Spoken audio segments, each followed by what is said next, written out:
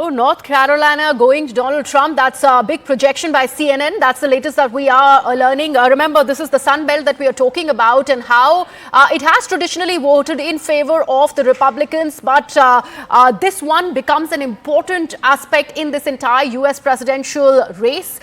Going to Trump, North Carolina, and that's an important part to victory for Donald Trump also. And we have to see how does the Harris camp really look at the projections that are coming in from the Sun Belt constituency. Remember, Kamala Harris was heavily banking on Pennsylvania, Wisconsin, and Michigan. So far, she just has the lead in Michigan, and that is an absolute bad news for Kamala Harris because that Rust Belt was an absolute must-win. The three important swing states, absolute must-win for Kamala Harris, but so far she's trailing in two major key ones as far as Pennsylvania and Wisconsin is concerned. Let me, in fact, take this back to Nickel Brenner and Tara, who continue to be with us on the broadcast. Nickel, North Carolina absolutely going to Trump. How do you see this?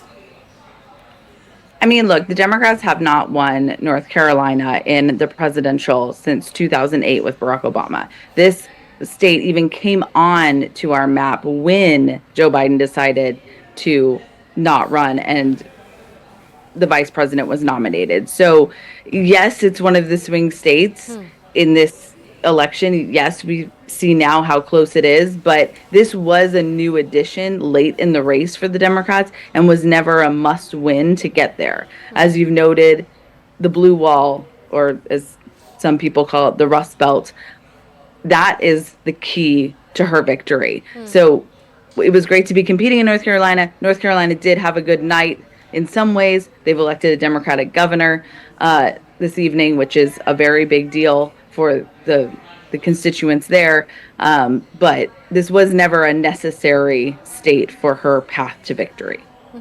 And Tara, talking about the blue wall states, two of those still Kamala is seen trailing in that, and one of them is the one very, very big and huge state of Pennsylvania.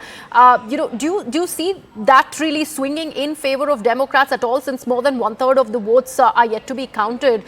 Do you see really that happening? And if at all that really happens, can this be that closely contested elections as everybody was really projecting? Because remember, none of the pollsters have been able to call it yet. But right now, what the numbers really suggest as far as the electoral map is concerned, it says 227 in the red. I mean, look. Sorry. Oh, sorry. Yes, Tara, please go ahead.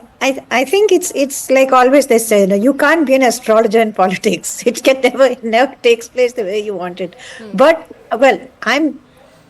to be frank, I'm not for Trump, so I'm hoping Kamala Harris picks up on this race. She could go ahead in Pennsylvania, because that is, well, I would expect it should, because it is a state where the causes which she's flagging seems to matter. But then it's, the whole, what shall I say? You've got Trump saying that climate change doesn't exist. I mean, how can you even say that? He's saying the most incredible things. He wants to building the wall on immigration is probably something that will appeal to voters, because it's a very, very strong issue here in terms of But a huge amount of Latino vote bank over there which did not vote in favor of Harris. That's what I said. I said even Indians are voting in favor of Trump. They should not, right? By all logic, they should be for immigration, but they're not. So I think much of it is to do with the fact that, the economy, like everyone says, is the economy stupid? That's at the center of this debate. People want a better life, like she said. She said. So that is not coming across in Kamala Harris' campaign. She's talking of, middle class, which is very important. She's talking of bringing them up. But he's saying front and center, we have to make America rich again. I'll tell you how to get rich. That is his central message. I mean, it's not in so many words, but that's pretty much what he's saying. So I think that and plus, of course, foreign policy doesn't come into these polls at all. Yes. Nobody cares. So it's all about, like we said, jobs and so on and so forth. I don't think even climate, anybody cares. It's not even an issue here. But taxes, yes. Education, yes. Housing, affordable housing, all that is, Trump is tick boxing in very unreal, some of them. I mean, if you look at the Trumpometer which someone has put up, He hasn't kept most of his promises in all these areas, but he still wins. So even if you look at the businesses, after that huge violence which happened and Yes. everybody condemned all those guys have gone back to Trump.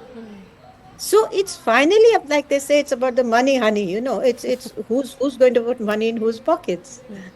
Interesting point, Tara. Thank you so much. And also, Nikhil, I'd request you to stay on with us. Let's